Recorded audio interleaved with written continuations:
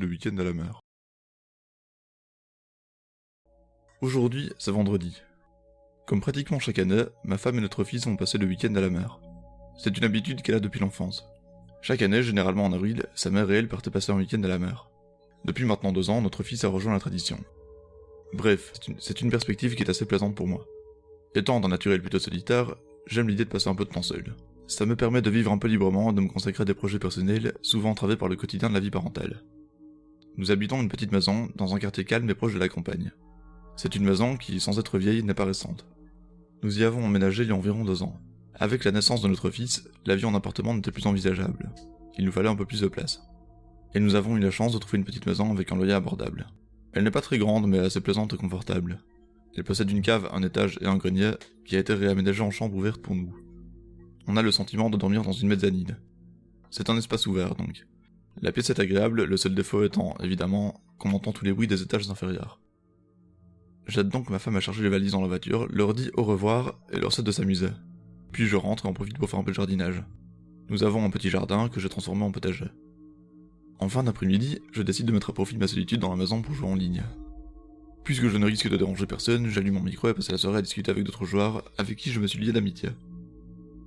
Les heures passent assez vite et sans que je le réalise, il est environ 3h du matin. Je me dis que c'est une bonne heure pour aller dormir, cette bonne nuit où rare personne encore connectée et éteint l'ordinateur. J'ai oublié de préciser que, compte tenu de la présence d'un jeune enfant, la maison est équipée de barrières de sécurité. Nous occupons principalement le premier étage et les barrières restent donc toujours fermées. Avant d'aller me coucher, je déverrouille donc la barrière du haut.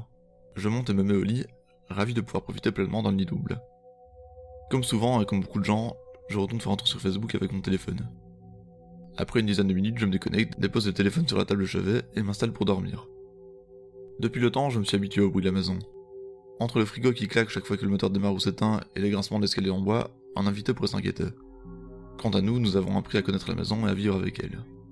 Mais... quelques instants après avoir déposé mon téléphone, j'entends un léger frottement au rez-de-chaussée. Je précise que notre voisin travaille en pause et que je ne sais jamais à quelle heure il part au travail ou rentre chez lui. Tel que je le connais, il est tout à fait capable de balayer son seuil, même à 3h du matin. Je ne m'inquiète pas donc, et tente d'identifier le son qui ne dure que quelques secondes avant de disparaître, suivi l'instant d'après par le craquement d'une marche d'escalier. Bon, à ce stade je panique un peu. Je suis seul, dans un espace ouvert, mais je ne me rappelle pas avoir entendu la porte d'entrée s'ouvrir. Il est donc impossible que quelqu'un se trouve dans la maison à ce moment. Je mets donc le son sur le compte des bruits habituel de la maison, jusqu'à ce que j'entende un nouveau craquement, suivi d'un autre, puis d'un autre. Là, je commence sérieusement à flipper. Mais étant d'un naturel pragmatique, je remets le tout sur le compte du retour de mon voisin dans la maison adjacente. Et sur le fait que, probablement, la température diminue fortement la nuit, faisant craquer anormalement le bois. Je parviens vaguement à me rassurer et décide de dormir, tout en restant attentif au bruit. Les craquements se sont interrompus et je m'apaise. Mais, à cet instant précis, j'entends un son familier et mon cœur s'arrête littéralement pendant quelques secondes. Lentement, discrètement, j'entends la barrière de sécurité qui se déverrouille et s'ouvre sur le palier du premier étage. À ce stade, je n'ose plus bouger. J'essaie d'évaluer les options qui s'offrent à moi. Il s'agit probablement d'un cambrioleur qui aurait mal interprété l'absence de notre voiture et s'imagine que la maison est vide. Je suis un homme adulte, je mesure 1m80 et pèse pas loin de 80 kg. Je peux donc potentiellement me défendre, ou au moins le pousser à fuir. Mais avec quoi me défendre? Allongé sur mon lit, je me sens vulnérable. Il n'y a aucune cachette, et si je décidais de me lever, je signalerais immédiatement ma présence à l'intrus. Et appeler la police est exclu. Je le rappelle, la chambre donne directement sur la cage d'escalier, et je ne pourrais en aucun cas passer un appel sans être entendu. Je reste donc immobile et tente d'élaborer une stratégie. Si l'intrus décide de monter vers les chambres, je me lèverai d'un bond, soulèverai la table de chevet et m'en servirai comme projectile. J'attends donc patiemment. Mais ça fait un moment déjà que je n'ai plus entendu le moindre bruit. Je guette le moindre son, et les minutes passant, je finis par me demander si je n'ai pas imaginé. Après tout, il est tard.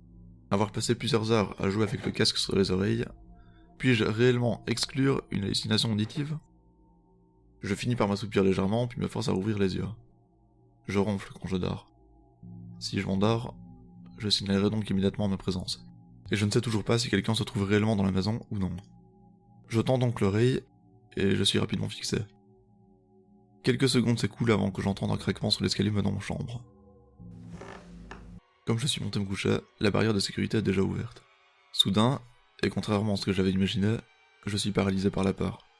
Mon projet d'utiliser la table de chevet comme projectile me semble tout à coup irréalisable. Tremblant, le cœur battant la chamade, j'entends les craquements du bois se succéder et se rapprocher de moi.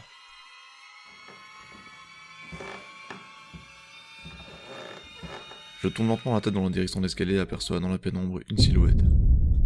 À première vue, ça ressemble à une grande femme très maigre, portant des vêtements beaucoup trop amples pour elle. Puis je l'entends chuchoter d'une voix rauque mon prénom. Je me mets à hurler comme un possédé, bondissant du lit et, à cet instant, je me réveille en sursaut. Ma femme, à côté de moi, me secoue en appelant mon nom. Ce n'était qu'un cauchemar. Rien qu'un cauchemar. Je comprends à son regard que j'ai dû la réveiller en me débattant dans mon sommeil. J'attrape mon téléphone posé sur la table à côté de moi et regarde l'heure. Il est un peu plus de 9h du matin, je regarde la date. Aujourd'hui, c'est vendredi. Comme pratiquement chaque année, ma femme et notre fils ont passé le week-end à la mer.